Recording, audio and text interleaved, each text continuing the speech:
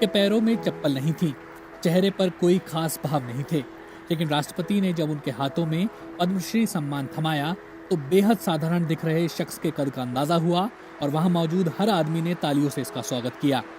सोमवार को साल 2020 के लिए जिन लोगों को पद्म सम्मान दिए गए उनमें से कईयों की पृष्ठभूमि बेहद मामूली है, लेकिन इनके हौसले और इनका काम इन्हें असाधारण लोगों में खड़ा कर देता है।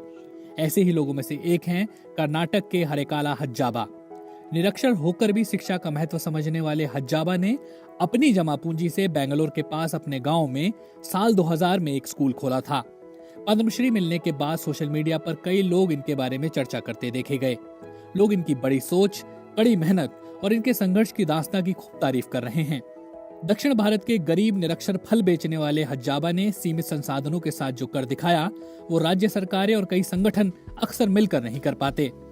हज्जाबा ने फल की अपनी छोटी सी दुकान से हुई कमाई से अपने गांव के बच्चों के लिए प्राथमिक और माध्यमिक स्कूल बनवाया।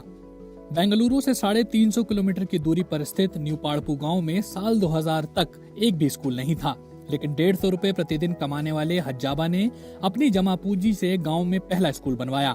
बीबीसी ने साल 2012 में जब उनसे पूछा कि स्कूल खोलने की प्रेरणा उन्हें कहां से मिली तो इस बारे में हज्जाबा ने बताया था, एक बार एक विदेशी ने मुझसे एक फल का नाम अंग्रेजी में पूछा, तब मुझे इस बात का एहसास हुआ कि मैं निरक्षर हूँ।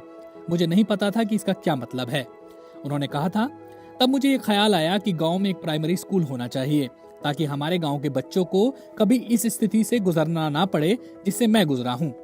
स्थानीय लोग हज्जाबा की इस कोशिश के लिए उनकी प्रशंसा करते नहीं थकते, लेकिन हज्जाबा के लिए प्रशंसा से ज्यादा जरूरी है वो मिशन जो उन्होंने शुरू किया है। साल 2000 में जब उन्होंने इस स्कूल की शुरुआत की तब उन्हें किसी से कोई खास सहयोग नहीं मिला था। इसके बावजूद उन्होंने एक स्थानीय मस्जिद से सटे मदरसे में ये स्कूल खोला और 28 बच्चों के साथ पढ़ाई लिखाई का काम शुरू करवाया। जैसे जैसे स्कूल में बच्चों की संख्या बढ़ी, उन्हें बड़ी जगह की जरूरत महसूस हुई।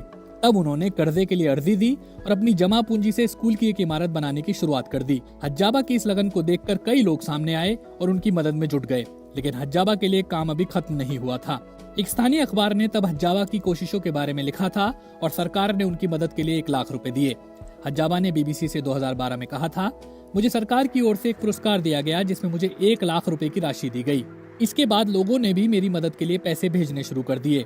तब से लेकर अब तक हज्जाबा को कई तरह की मदद और पुरस्कार मिल चुके हैं और आम लोग उन्हें समाज का नायक मानते हैं। पद्मश्री सम्मान ने हज्जाबा की लगन और संघर्ष की कहानी को एक बार फिर रेखांकित किया है।